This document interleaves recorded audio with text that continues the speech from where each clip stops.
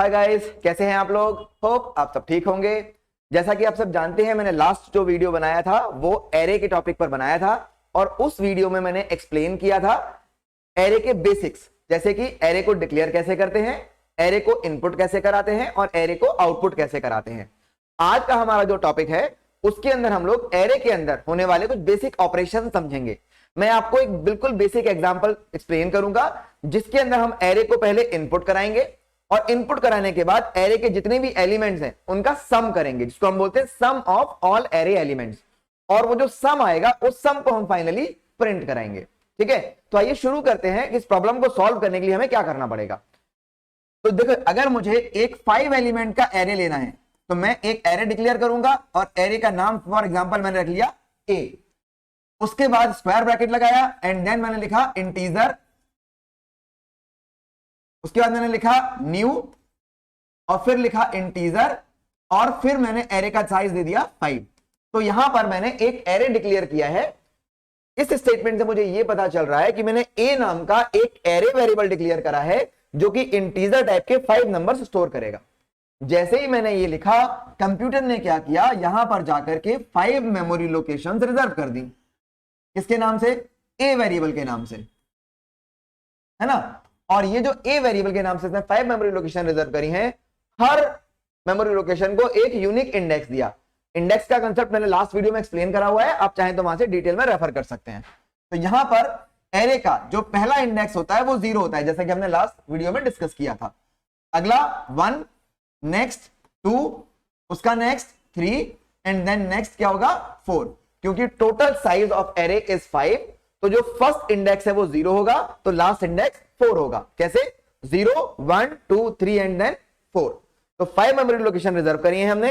अब इस एरे को मुझे अगर इनपुट कराना है तो मैं क्या करूंगा, सबसे पहले मैं एक काउंटर वेरिएबल आई को डिक्लेयर कर लेता हूं और इस आई वेरिएबल के लिए मैं लूप चलाऊंगा। जैसे हमने लास्ट वीडियो में डिस्कस किया था, इनपुट कराने के लिए या आउटपुट कराने के लिए आपको लूप चलाना पड़ता है। कहां से कहां तक? फर्स्ट इंडेक्स से लेकर लास्ट इंडेक्स तक। तो अगर मान लीजिए मुझे एरे को इनपुट कराना है तो मैंने लूप चलाया पहले index i is equal to 0 से, और कहां तक लेकर के गया मैं, i is less than equal to 4 तक, और i को मैंने कर दिया प्लस प्लस। उसके बाद यहां पर मैंने लिखा स्टॉप स्टेटमेंट, जैसे कि लास्ट टाइम लिखा था system dot out print statement, और यहां मैंने बोला एंटर एरे एलिमेंट्स।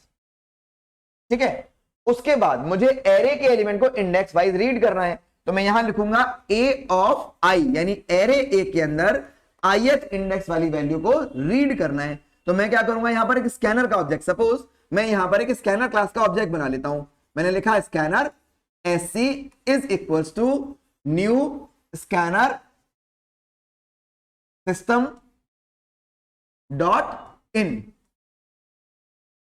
ठीक है, अब ये जो स्कैनर का ऑब्जेक्ट उसका नाम मैंने ऐसे रखा है तो मैंने यही यूज कर लिया sc डॉट नेक्स्ट इंट, क्योंकि मैं जो वैल्यू रीड करने वाला हूं वो इंटीजर टाइप की है, और ये मेरा ब्रैकेट यहां पर क्लोज हो जाएगा। ये स्टेटमेंट क्या करेगा, मुझे एरे के सारे एलिमेंट रीड करके देगा। फॉर एग्जांपल i की वैल्यू है 0, 0 is less than 4, true. Loop के अंदर जाएगा और यहां क्या करेगा, जो i की वैल्यू 0 थी तो i इज 0 यानी a ऑफ 0 पर एक वैल्यू रीड करेगा। सपोज मैंने वैल्यू यहां रीड कर ली 50, फिर क्लोजिंग ब्रैकेट आया तो यहां से ये ऊपर जाएगा और i को प्लस प्लस करेगा और i की वैल्यू हो जाएगी 0 से 1, और यहां पर आकर के कंडीशन फिर से टेस्ट करेगा 1 is less than equal to 4, ये कंडीशन ट्रू। फिर लूप में जाएगा और क्या बोलेगा, एंटर एरे एलिमेंट, और उसके बाद फिर से अब i की वैल्यू कितनी है 1, तो ये a ऑफ i यानी a ऑफ 1 पर एक और वैल्यू रीड कर लेगा। फॉर एग्जांपल मैंने यहां पर वैल्यू इनपुट करा दी 20, ऐसे ही i प्लस प्लस करके 2 हो जाएगा तो मैं 2 इंडेक्स पर एक वैल्यू रीड करा लूंगा, फिर i प्लस प्लस करके 3 हो जाएगा, मैं एक और वैल्यू रीड करा लूंगा, i प्लस प्लस करके 4 हो जाएगा तो मैं एक और वैल्यू यहां पर रीड करा लूंगा।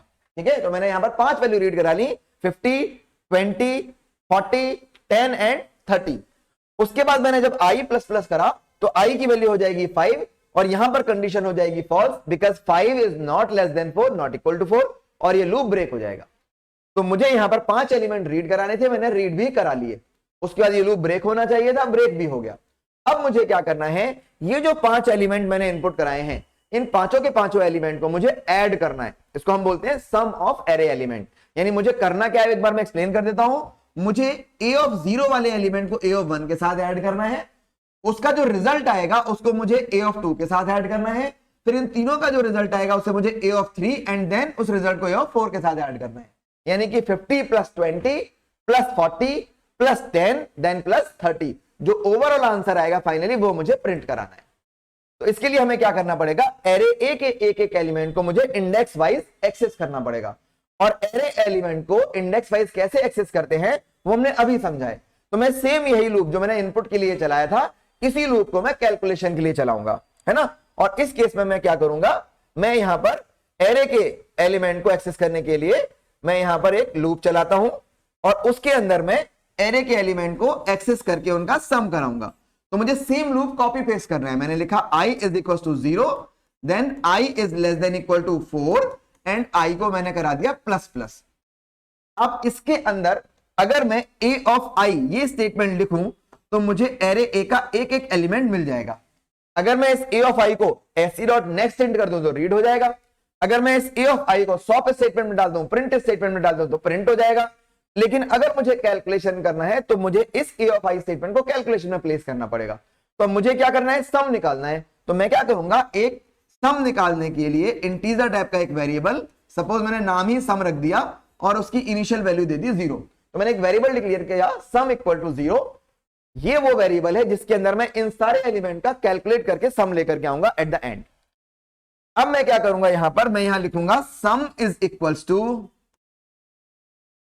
सम plus a of i, sum equal to sum plus a of i। इससे क्या होगा, हर बार a ऑफ i के थ्रू मुझे एरे a का एक एक एलिमेंट मिल जाएगा इंडेक्स वाइज और वो सम में जाकर के स्टोर हो जाएगा।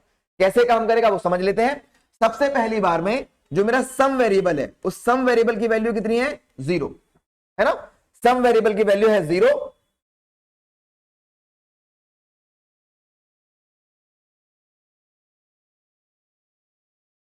तो सबसे पहली बार में सम की वैल्यू 0 सेट हो गई।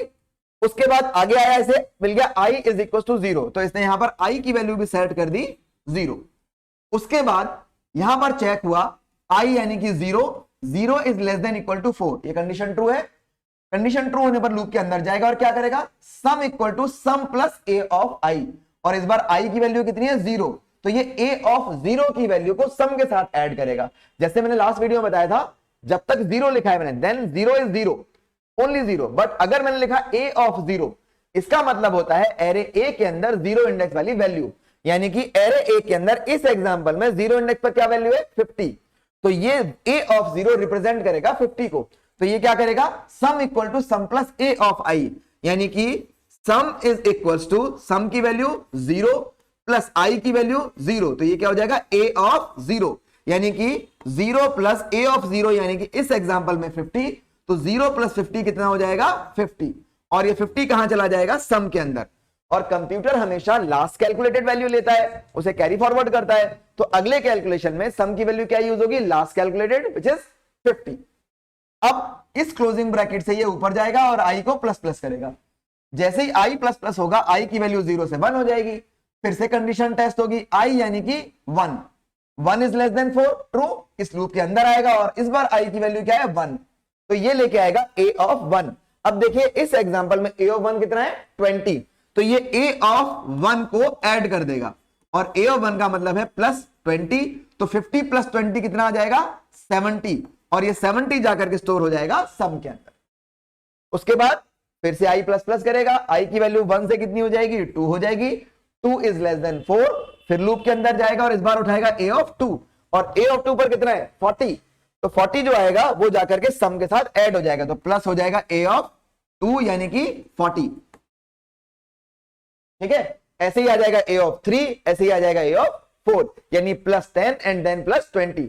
जो भी फाइनल रिजल्ट आएगा वो पूरा का पूरा सम किस वेरिएबल में आ जाएगा, सम वेरिएबल में। जैसे ही i की वैल्यू प्लस प्लस करके 5 होगी, कंडीशन फॉल्स हो जाएगी और ये लूप ब्रेक हो जाएगा। अब मेरा ऑब्जेक्टिव क्या था, मेरा ऑब्जेक्टिव था एरे के सारे एलिमेंट को सम निकालना है, सम निकाल करके एक जो सिंगल रिजल्ट आएगा उसको प्रिंट कराना है। तो इस स्वैप स्टेटमेंट, इस लूप के बाद मैं प्रिंट कराऊंगा इस वैल्यू को, तो उसके लिए मैं क्या करूंगा, यहां पर मैं एक system dot out dot print यानी प्रिंट स्टेटमेंट लिखूंगा।